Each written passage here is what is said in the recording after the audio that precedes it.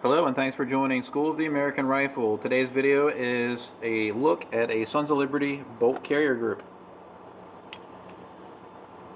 So let's go ahead and do our first test. Let's do our gas ring test. Extend our bolt, put it onto a solid flat surface and see if the gas rings hold. If they collapse like this, it doesn't mean that they're bad. It means that you should do the follow-up test, which is disassemble the bolt carrier group and see if the bolt will shake out. Let's go ahead and use my tactical firing pin retaining pin removal tool. Take our firing pin out, our cam pin. This particular bolt carrier is one of my friends. This is owned by the gentleman who owned the Black Rain Ordnance AR-15. This was the bolt carrier that he sent me in case the one that was in the Black Rain didn't work. We actually test fired this in a video.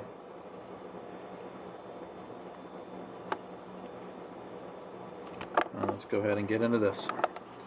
So gas ring pass, take a look at them. They look good. Let's go ahead and dig into the bolt. Let's take the extractor out.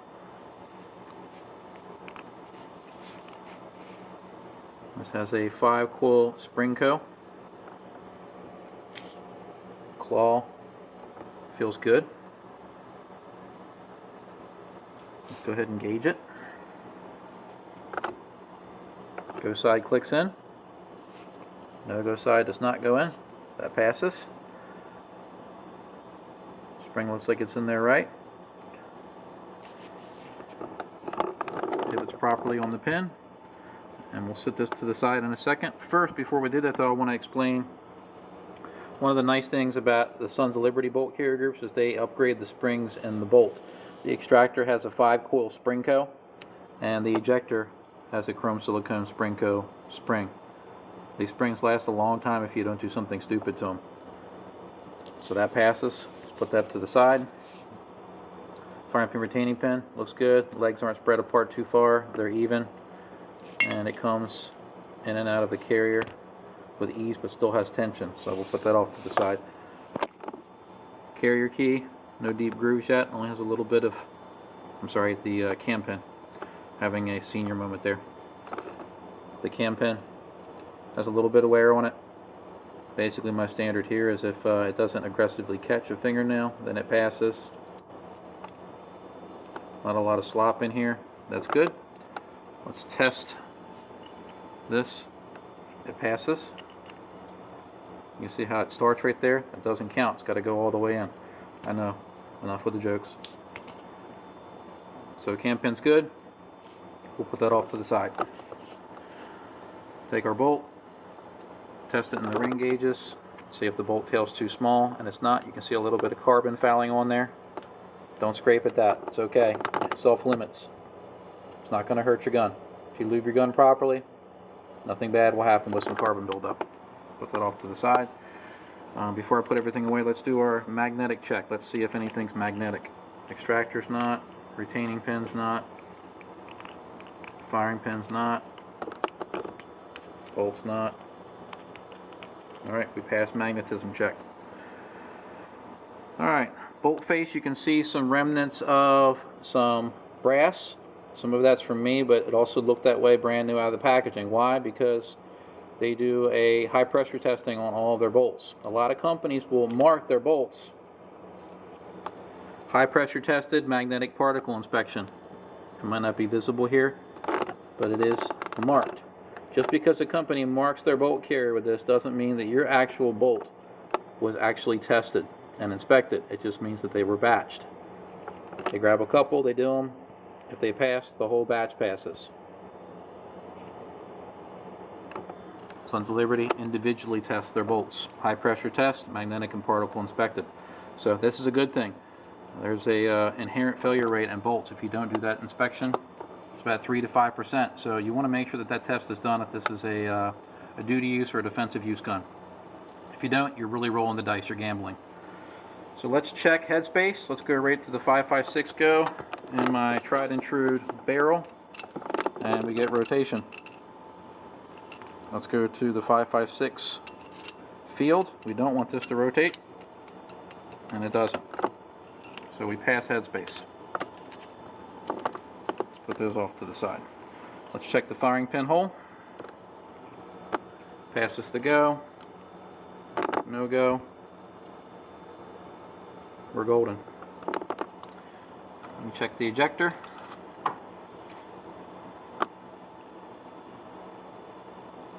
It's good tension.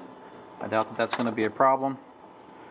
The edge of the ejector is beveled, which is what I like to see. If it's not beveled, it can get stuck and peened over with use.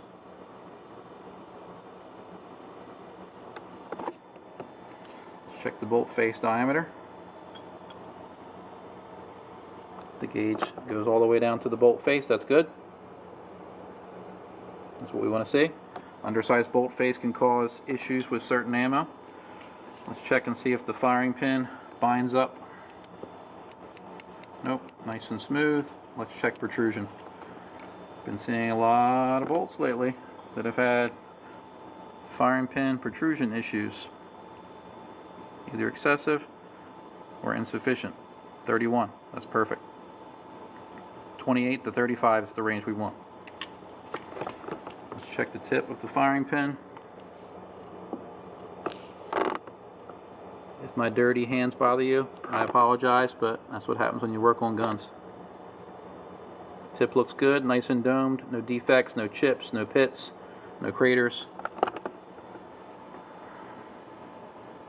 Nice.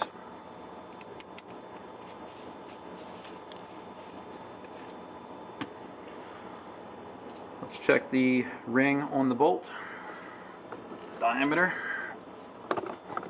28. I'm sorry, 5/28 is about perfect. Let's see what we get here. Wait a minute, let me make sure it's zeroed.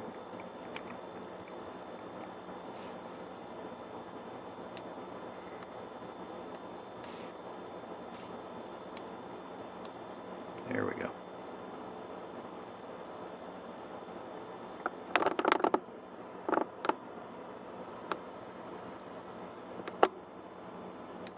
.5282.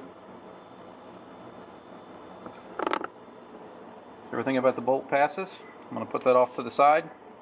Let's go ahead and get into the carrier.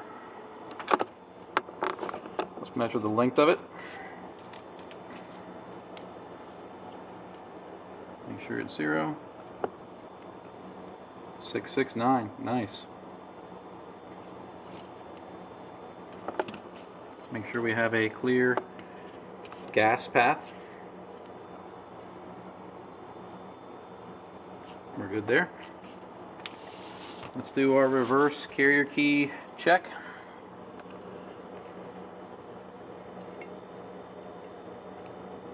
There we go, got the right ones. Let's go right up to 30. Let's just go right at it. It has some nice looking staking.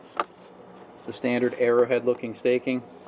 Looks to be the proper type and grade screws. A lot of companies, you can tell they're not the right screws because they have stampings or markings on them, or the surface of the screw isn't quite flat.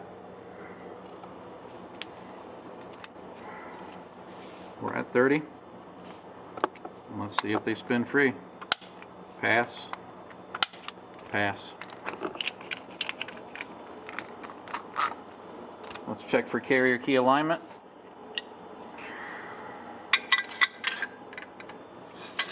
Nice and straight.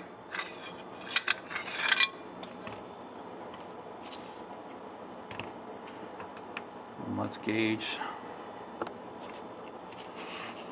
the patch I got from a class that I sat in on with Sons of Liberty. I am a Sons of Liberty certified armorer as well. Sons of Liberty does a great job with their armorers classes. Highly recommend taking one. Gas ring runs green. Bolt support shoulder green. Let's go right to the yellow. Wants to start, but it won't shake through, so that doesn't count as a yellow. That's green. That's what we want to see. Carrier key. Red doesn't go in. Green does. This is an efficient carrier.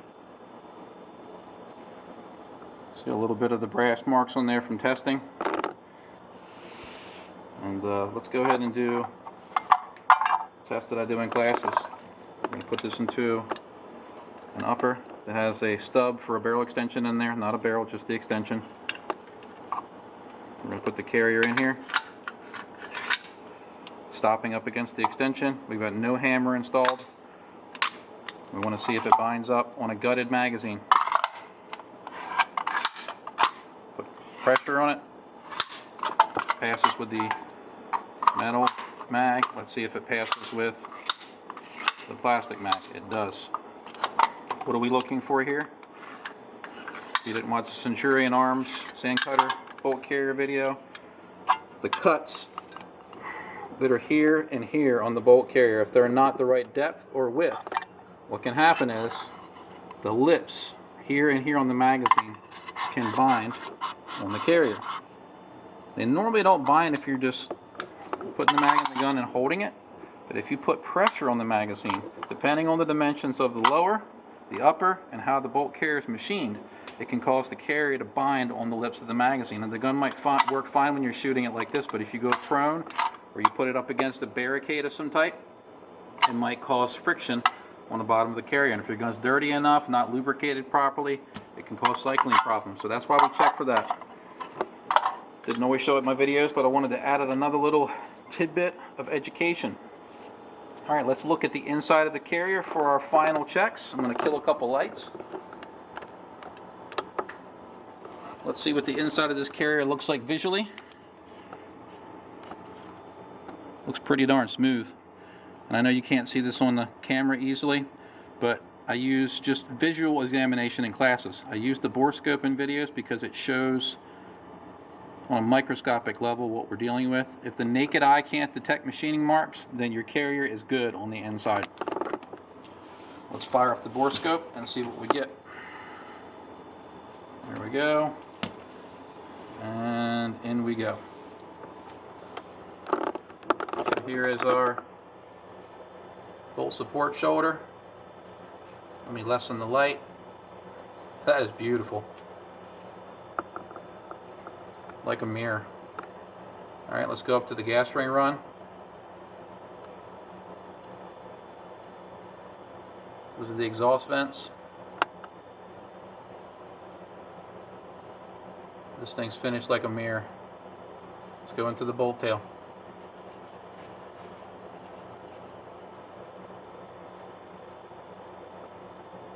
There's our bolt tail.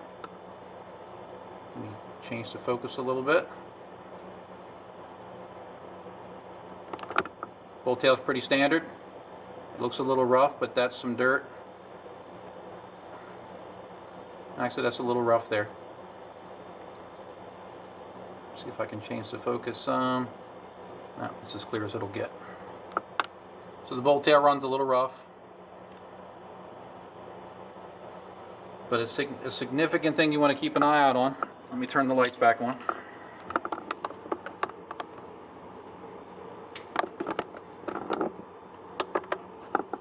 If you suspect anything on the inside of your carrier is rough, what you're going to see is accelerated wear of the tail of the bolt, or you're going to see accelerated wear on the support shoulder ring right here, or your gas rings are going to wear.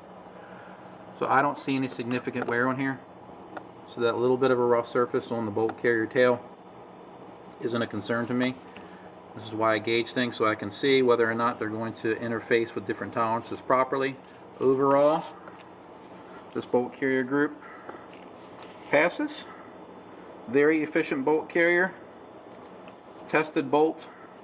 Nice extractor. Remember, this is an example of one, but Sons of Liberty tends to be pretty consistent about making good stuff, so if you're interested, check it out. As always, I hope you found this video educational. Thanks for watching.